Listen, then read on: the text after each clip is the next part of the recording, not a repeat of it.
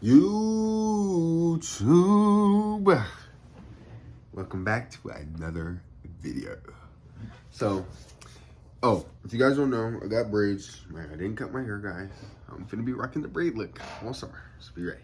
Anyways, today we're gonna be seeing how this guy made $1 million from chicken tenders. Straight to it.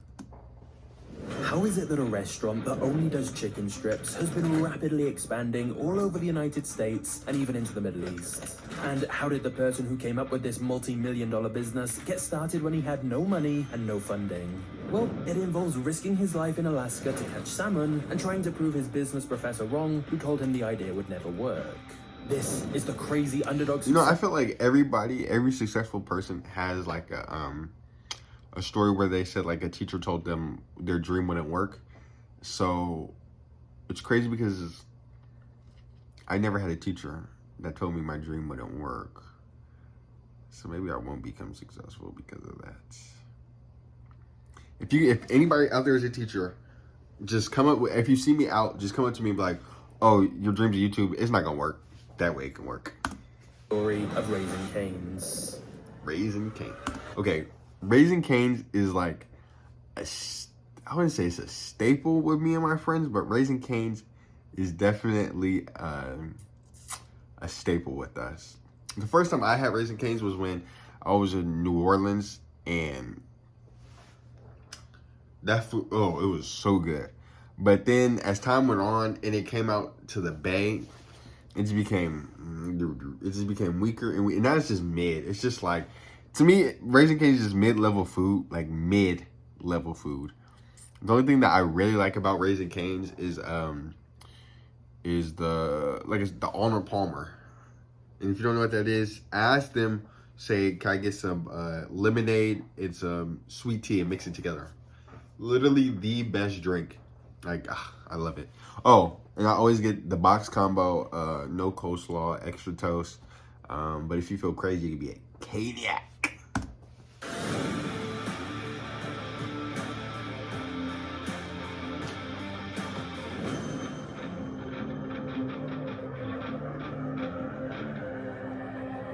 After working in a variety of restaurants throughout high school and college, Todd Graves had always had a dream of starting his own restaurants. And whilst he was at university, he took a business class. You know, funny enough, when I was a kid, I think in 5th or 6th grade, I went to have my own little restaurant in my garage. Like I had it, I drew it out and everything. I knew what I was gonna serve. I knew what I was gonna make. Because like I said, I really like cooking.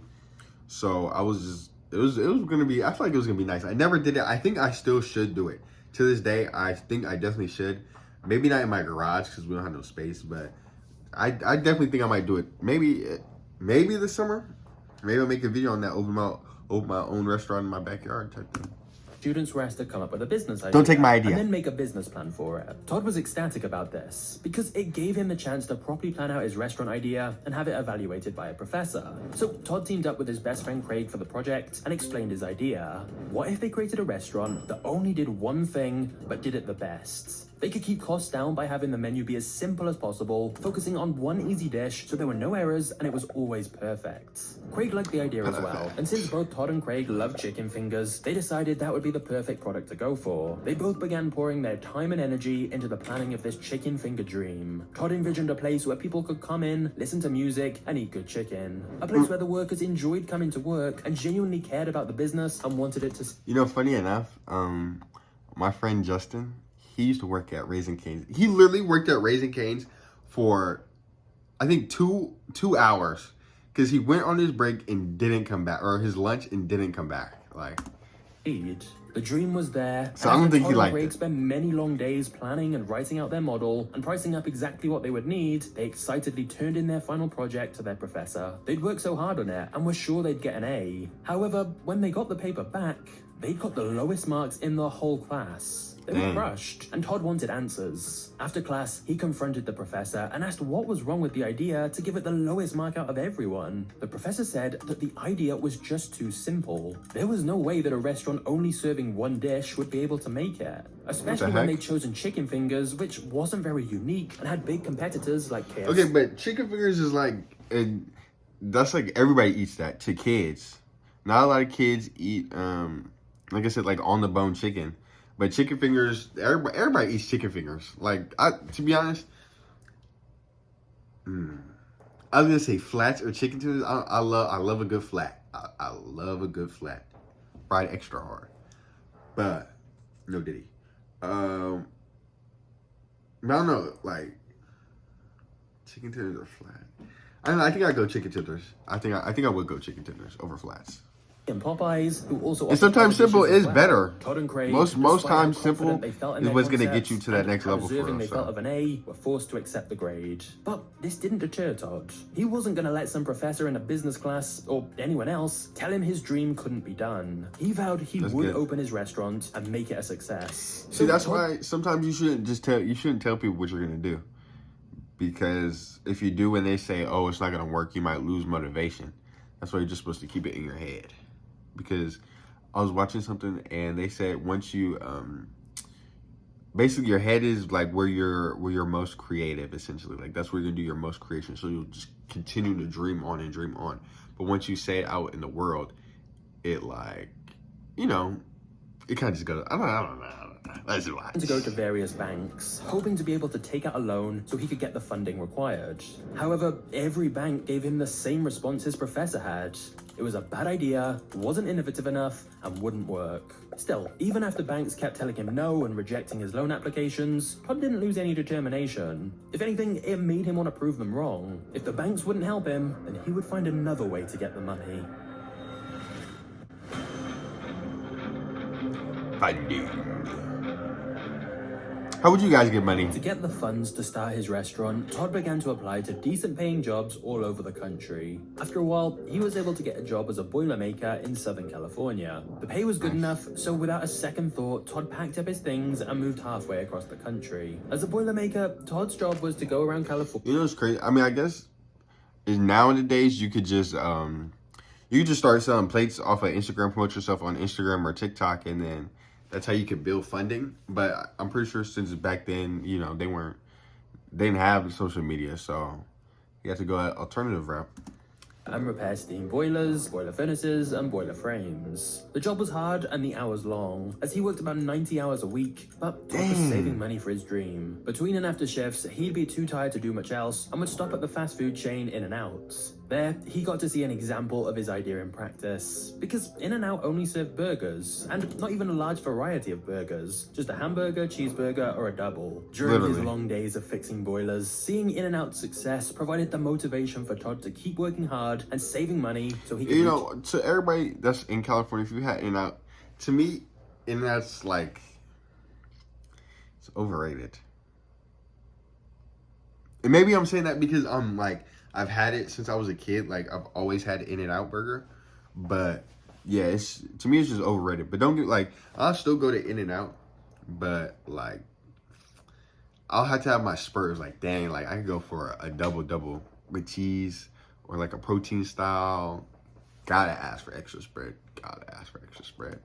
fast food dreams. However, even though Todd was saving every penny he could, he was a little frustrated at how long saving up was taking him. So after working as a boilermaker for a while, Todd found out about commercial salmon fishing in Alaska. The pay was amazing, but the job was incredibly dangerous and would require him to go way out onto the cold Pacific Ocean to get the sockeye salmon they were looking for. He thought about it for some time, weighing up his options, but at the end of the day, the pay was really good. And what's a dream if you're not willing to risk something for it? Literally. So after moving to the dry, scorching heat of Southern California, Todd was now moving to the freezing lands of Alaska so he could work as a commercial fisherman. And if he thought that being a boilermaker was hard, he was in for a rude awakening when he got onto his first fishing vessel. Between the ice, if that was me, I would not be able to do that. Like, I can swim, but in those oceans, I can't swim. I'm just keeping it. In those oceans, I would not be able to swim. Wrenching him all hours of the day, the horribly chilling wind, and the 20-hour work days that were spent out in the ocean, Todd was definitely out of his elements. And it'd be However, cold. Any resentment he felt towards the job, or himself for taking it, evaporated when he saw that first paycheck. Alaska's commercial salmon fishing industry makes an average profit of $230 million a year. And although the work is brutal, they compensate their employees well. Todd could now see his dream, which had once been on the distant horizon, suddenly jump much closer to him. He knew he just had to stick with the Alaska job a bit longer, and thus he continued to endure the harsh conditions and continued to save up the majority of his paychecks. The banks might not help him start his restaurant, but sockeye salmon fishing would. I like how he didn't give up and just found a different solution each After time working on the Alaskan to get to fisheries where for what felt like his forever, goal. Todd finally saved up enough money to move back to his home city and start his first restaurant. His dream was about to become a reality. He bought a long since deserted bakery which had become a warehouse outside of Louisiana State University, figuring college students would love chicken fingers. The place was in And he is not lying. Bro, every Raising Cane's that I've been to, there's always one right near our camp, like literally right near our campus. Like, it never fails that there's a Raising Cane's right near our campus. Or if not right near our campus, on campus. And had been deserted for ages, so Todd had his work cut out for him. He realized that with the state the building was in, it would cost a lot of money to hire people to do the renovations that needed to be done, which he hadn't really budgeted for. In the spirit of the rest of this whole journey, he decided he would simply do the renovations himself. Luckily for Todd, he had good friends who all agreed to help him build his restaurant. Craig, who was still in Louisiana, came out and helped him in this endeavor, and they spent long days at the warehouse, tearing down walls and putting up new ones, ripping up floorboards, and installing all the necessary equipment for a restaurant to run. Quite literally, building Raising Cane's by hand from the ground up. And when they were removing the old plaster from the walls, they actually found the original brick with the logo of the bakery this warehouse had once been. Todd decided to keep it, and it would serve as the inspiration for the design of the logo of his own restaurant, which Todd still needed to come up with a name for. He initially wanted to call it Sockeye's Chicken Fingers, in memory of the fish he'd spent so much time chasing around Alaska to get the... Bro, you want to go get some sockeyes? Let's go get some sockeyes. Let's go get some sockeyes. Bro, sockeyes. Oh my gosh, sockeyes would hit. Nah, that name doesn't even sound good. To start his business. That idea, however, was quickly shot down by his friends, who said it was a horrible name for a chicken finger place. One friend pointed I'm glad out he that listened. everyone would think he sold sockeye salmon, when in fact the absolute only thing on the menu was chicken fingers. Thanks. Todd had to agree that he could see the issue of that name. But then, what should he call it? Well, since moving back home, Todd had gotten a lovable golden retriever, which he'd named Raising Cane, as a play on the words of the old saying, to raise Cain, which means to cause a ruckus. His dog Raising Cane always... Speaking of Cane, shout out my dog, Cane. Maybe I'll get him in a video one time. Love that boy. The warehouse with Todd to do work and would run around keeping everyone's spirits high. During the discussion on what to name the restaurant, one of Todd's friends suggested just naming the restaurant after the dog, which seemed like a better idea than Sockeye's Chicken Fingers, at least. Yeah, Todd really. loved the idea, and even took it a step further. What if he didn't just name the restaurant after his beloved dog, but he made the dog the face of it? Raising Cane could be the mascot Oh, that's as what... well as the name. You know, I always see that dog, but... You know, I just thought it was just decoration. I didn't even know that that's where they got the name from. Thought about it more, That's it fire. just felt right. He was excited, and thus, his restaurant became known as Raising Cane's. They were finally ready for business.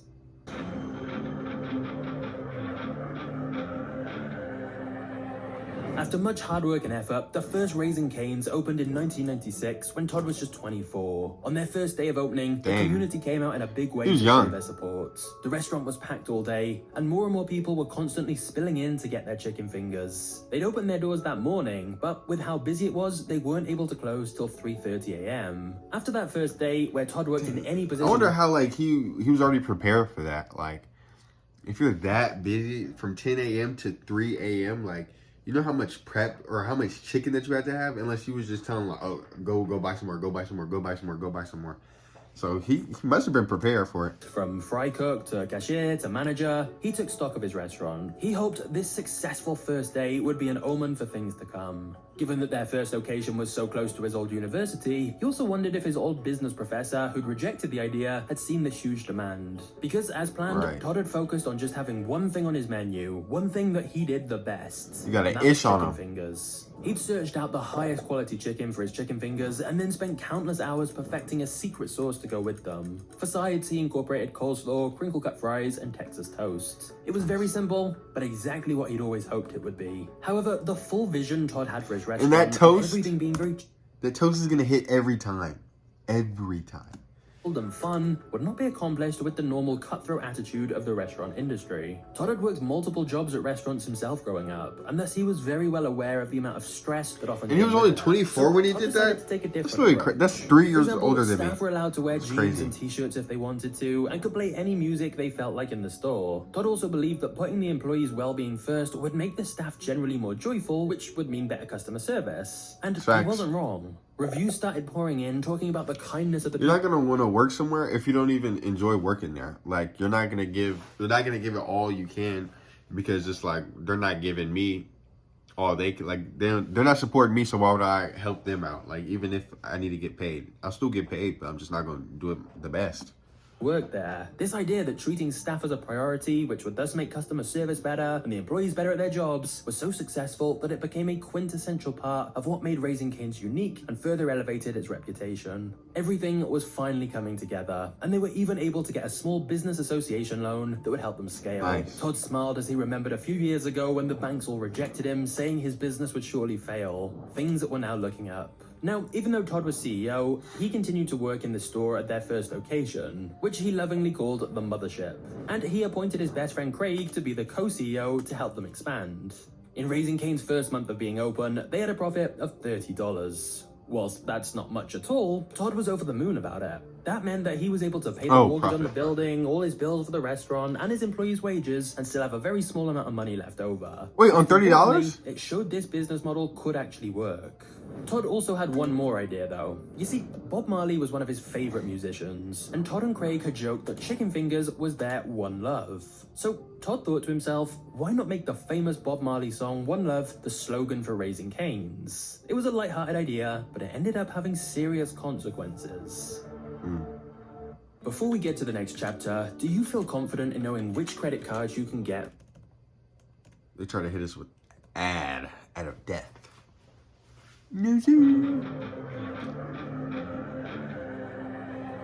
By 2001, Raising Cane's was using the slogan One Love to express their love of chicken fingers, and the fact they focused on just one product. By 2005, they officially trademarked it as they began to build more and more stores. In 2006, they won the National Restaurants Association Good Neighbor Award for Todd's I didn't even know that they were around. Well, I mean, they weren't around my area, but I didn't even know that they were around during that time.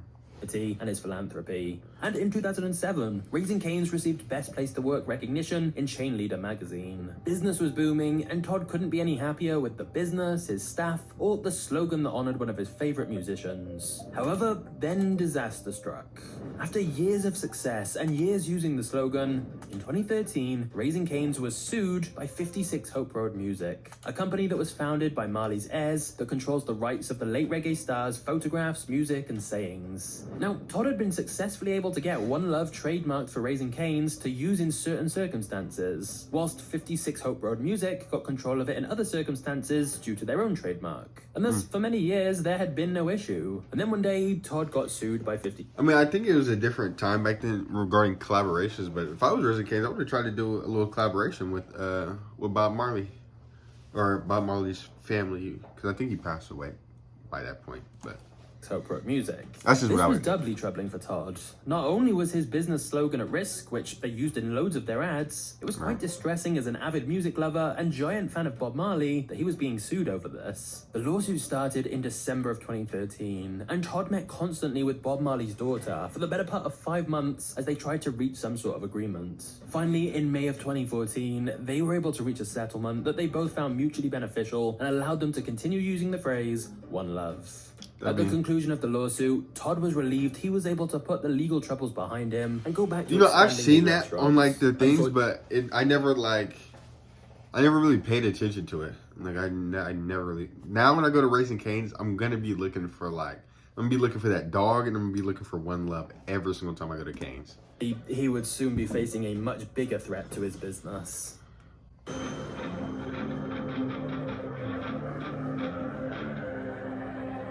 With Raising Cane's ongoing success, Todd began to expand more and more all over the country. He continued to build stores all through Louisiana and the rest of the South, and then expanded up to the Midwest as well, and eventually went out to Southern California. This in particular gave him a lot of joy, as this was the state he lived and worked in when he started saving money for this dream of his. The state that housed In-N-Out, which had been his motivator, and now it finally had a Raising Cane's. Despite the lawsuit and the settlement, things were going good. Raising Cane's eventually had the opportunity to expand to the Middle East. But before that happened, Todd took time to personally change the recipe to make sure that all the products were up to the standards for Islamic dietary restrictions, also known as halal. After tweaking the recipe to make sure it was edible for everyone, the first Raising Cane's opened in Kuwait, with more soon expanding all over the Middle East. For years, the business continued to do well. Those days of fishing in the cold of Alaska or working steam boilers in the heat of California. Right, imagine all that work that you put in, and your dream is literally coming true. Like that, he got the slogan. He's selling his chicken tenders. He's doing well. Like probably better than well. Great. Like I'd be so a very happy. Distant memory. It was now 2020, and Raising Cane's seemed to be in a position to keep growing to the top. And then the event that devastated the restaurant industry happened. COVID-19 spread across the world, closing restaurant after restaurant down. Raising Cane's was somewhat lucky because they had drive-thrus which flourished during the pandemic, but they were still losing money. Sales were down 30%, and their whole business model involved making small margins on large volumes. Todd was beginning to work. Yeah, especially on that cane sauce. They always want to charge you extra for cane sauce. Like, just throw the cane sauce for the fish. Come on, just give me. Like, that's why you gotta talk to them. Like, can I just throw me the cane sauce? Throw me the cane sauce. Especially when it's busy. I never tried it personally. I do have a Chick-fil-A method, though. I'll have to tell you guys about the Chick-fil-A method. I've been doing this Chick-fil-A method since dang near 4 years. Like 2020 is when I found out about this Chick-fil-A method. But yeah, what I think that you guys should do, Raising Cane's is always busy. Order your food. Once you're done, once they say, oh, blah, blah, blah, to the food or whatever, be like, oh, I asked for extra cane sauce and I didn't get it. They're not going to check the receipt. They got all those people coming, and if they do, they'll most likely just be like, I'll just give it to you for free, you know? Just try it. Try to let me know. Very hard decisions. Todd's philosophy had always been to put his employees first, and was extremely reluctant to start closing down stores and forcing his employees to go out into the poor job market during the brunt of the pandemic. So, firstly, Todd made the decision he wouldn't take a salary that year. Instead, he focused all his attention on making sure his employees stayed employed and trying to keep open as many stores as he could. Raising Cane's changed their marketing to let customers know that restaurants were still able to serve food, firstly with their drive-thrus, and then later with enhanced safety measures. Some Raising Cane's didn't have drive-thrus though, and so Todd led the company to turn those locations into mask-making facilities and paid his staff to make those masks to help prevent the spread of the virus. Todd took the pandemic very seriously and wanted to do everything in his power to make sure his staff and customers were both safe. Due to all of his precautions, Raising Cane's was eventually rated the #1 fast casual dining restaurant for COVID-19 response and commitment to safety. And somehow, they managed to make it through without needing to lay off. See, doing good actually pays off. You see so much bad, but when you do good, when you see how so much bad can get people to a certain height, but doing good can also get you there also. I know that was a run-on sentence. Doing good can also get you to where you want to be. Also, you don't have to do bad. Closures like many other businesses. Todd said, I started this business from scratch. It's a part of me. This is my family. I don't want to leave anybody behind. And so, to return to the original question of how Raising Cane's has achieved success against all the odds, it seems clear that a part of the reason has been Todd's commitment to his employees and customers and treating everyone fairly. Plus, despite many suggestions to change or add menu items, Todd has always kept the same menu and same recipe, building a reputation for quality and consistency. Right from the start. All right, consistency, I don't know about that one, Todd. Bro, those chicken tenders used to be like this big. Now those chicken tenders are like this big. And imagine eating 4 of these. Like I don't want to throw up anything crazy, but yeah, they're like this big now. Like But some places are still kind of big. No Diddy. Todd had a simple but clear vision of a restaurant that served high-quality chicken fingers in a fun, relaxed atmosphere. And as Raising Cane's expansion continues, it's clear he's most definitely succeeded. But what about his big competitor, KFC? You see, Not even in the Todd, same realm. KFC's founder, Colonel Sanders, ended up hating the business he created. In fact, Colonel Sanders sued KFC, and KFC also sued him. It all got very messy, but it does make an incredible story. And you can watch that right now by clicking the... Alright, y'all. That kept it off for this video. Comment down below if you guys eat at Raising Cane's, because like I said, you guys already know I do for real. No, but that is cool how he chased his dream and then he became a millionaire. That just shows that there's certain things, certain steps that you have to do before you can reach to where you want to get to. So don't ever give up on yourself because you are your biggest supporter. So yeah, don't forget to like, comment, and subscribe. I mean, the only thing I can do is just catch you guys in the next one and see you guys later so they know what that means. Peace.